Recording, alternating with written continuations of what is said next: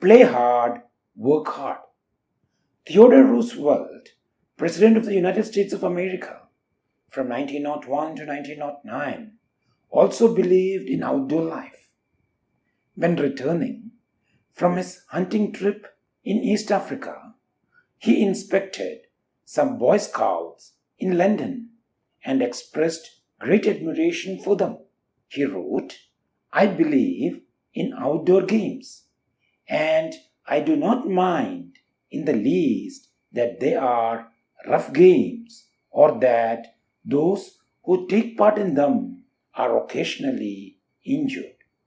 I have no sympathy with the overwrought sentiment which should keep a young man in cotton wool. The out-of-doors man must always prove the better in life's contest. When you play, play hard, and when you work, work hard. But do not let your play and your sport interfere with your study." I knew an old colonist who, after the South African War, said that he could not live in the country with the British because when they arrived in the country, they were so strong, as he called it, that is, so utterly stupid when living on the veldt, the plains of South Africa, that they did not know how to look after themselves, to make themselves comfortable in camp, to kill their food or to cook it, and they were always losing their way in the bush. He admitted that after 6 months or so, many of them learned to manage for themselves fairly well, if they lived so long, but many of them died. Learn to look after yourself. The truth is that men brought up in a civilized country have no training whatever in looking after themselves out on the veldt or plains or in the backwoods. The consequence is that when they go into the wild country, they are for a long time perfectly helpless and go through a lot of hardship and trouble which would not occur if they learned while boys to look after themselves in camp. They are just a lot of tenderfoots. They have never had to light a fire or to cook their own food. That has always been done for them. At home, when they wanted water, they merely had to turn on the tap. Therefore, they had no idea of how to set about finding water in a desert place by looking at the grass or bush or by scratching at the sand till they found signs of dampness.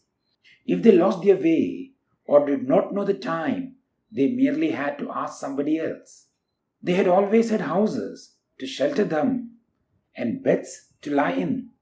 They had never had time to make them for themselves, nor to make or repair their own boots or clothing. That is why a tenderfoot often has a tough time in camp. But living in camp for a scout who knows the game is a simple matter.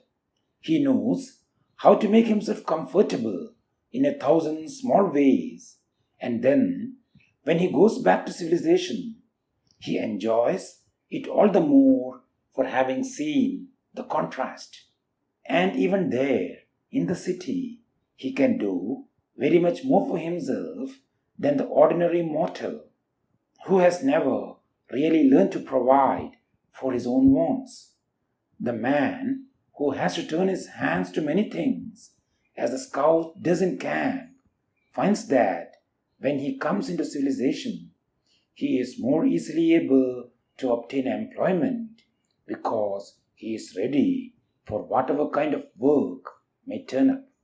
Now let's look at this picture. The trained backwoods man knows the way of the woods. He can make himself comfortable in 1,000 small ways. Exploration. A good form of scout work can be done by scouts going about either as patrols or an exploring expedition or in pairs like knight errants of old on a pilgrimage through the country to find people who need help and then to help them.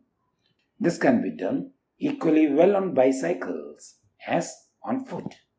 Scouts, in carrying out such a tramp, should never, if possible, sleep under a roof. On fine nights, they should sleep in the open, wherever they may be. In bad weather, they should get permission to occupy a hayloft or barn. You should, on all occasions, take map with you and find your way by it without having to ask the way of passers-by.